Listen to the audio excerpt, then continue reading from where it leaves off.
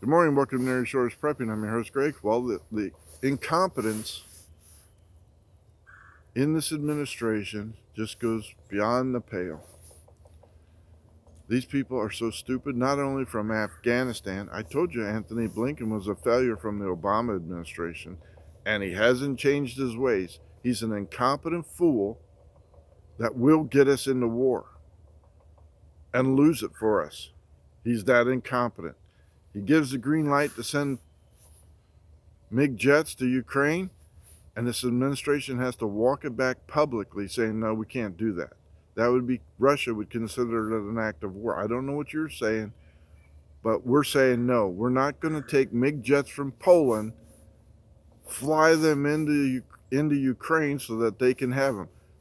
Putin says that's an act of war. No, we're not going to take MiG jets from Poland, fly them into Germany, and have Ukrainian pilots fly them into combat over Ukraine from Germany. Putin says that would be an act of war. But Blinken is so incompetent, he didn't think that through, and I warned you about that. And now this administration has to back it off and make themselves even look like a bigger fool than they were in Afghanistan. The incompetence goes beyond the pale, and people are still not held accountable. They're not fired, they're not relieved of duty, they're not kicked out of the ambassador corps because they are so stupid. This is all they have, and they don't want to admit that they screwed up. So they're going to push a bad angle, a bad line of reasoning, a stupid, illogical line of thought, and get us into war rather than admit they were wrong. And like everything else, the knee-jerk reactions, now they're still warming up to a no-fly zone. You're seeing that more and more and more. They keep floating it out there to see what people are going to say. They're going to keep floating it out there. And the same thing, the voice of reason comes back. If we enforce a no-fly zone, who's going to enforce it? And what happens when we have to enforce it? By anyone. Hello? Nobody else is stepping up and saying, I'll take over the no-fly zone.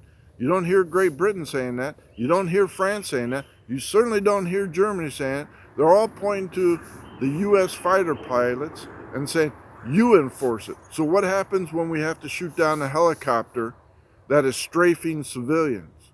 What are we going to do when we have to shoot down a MiG jet dropping bombs on the cities, blowing up civilian hospitals, schools, and we down that aircraft because we wanted a no-fly zone? We caved into that, but they keep floating that idea out. People say, no, that's World War III. People keep floating that idea out, and some idiotic newscasters on Fox News and all the other channels are saying, well, maybe we could just kind of sneak around it. Maybe we could just kind of dodge around it. Maybe we could just send up warning shots. There is no warning shots, you idiot. As soon as you say, I'm firing on you, that's an act of war. How this person keeps their job, I have no idea.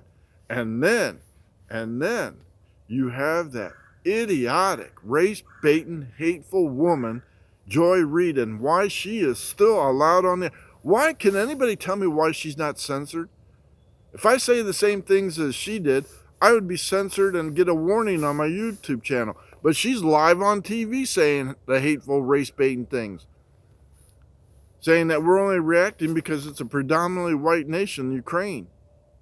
That we only help the white people because they're seeing white, blue-eyed, blonde-haired children being killed. If they were darker color, we would turn our backs on them. This lady, how she could get away with that, I have no idea. But the executives ought to be fired for allowing that kind of hate-filled speech on the airways every night. But no, because she's a person of color, she gets to say whatever stupid, inane thought passes between her ears, live on TV, and get away with it. This is a morning rant. This is an angry rant. Klaus Schwab had the right idea. Get ready to deal with an angrier population, and he is exactly right, because he knew a year ago what these changes are going to do. He knew a year ago war was imminent. And he warned the heads of states, get ready for the backlash. Bunker in, folks. Put your body armor on, go into hiding, but still keep on with the Green New Deal. We're going to ram this down the public's throat, whether they like it or not.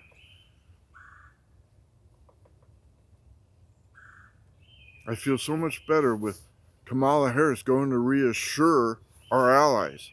She made such a huge impression being laughed out of Germany last time they were there. Well, they thought they'd send her to a different country, maybe they wouldn't notice.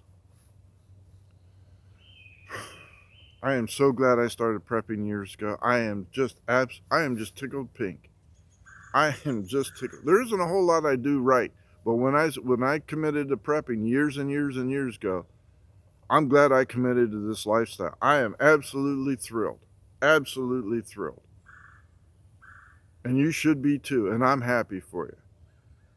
Because now it's gonna turn out the lights on us and we're gonna be on our own.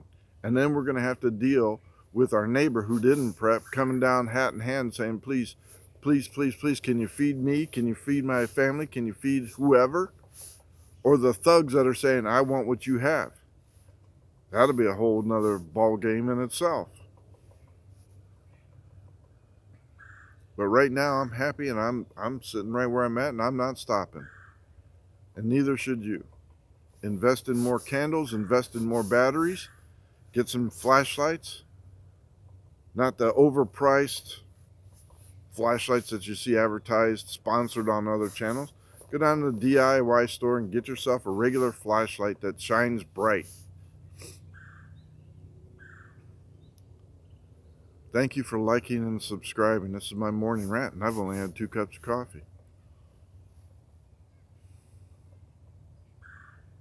Leave your comments. Tell me what you think.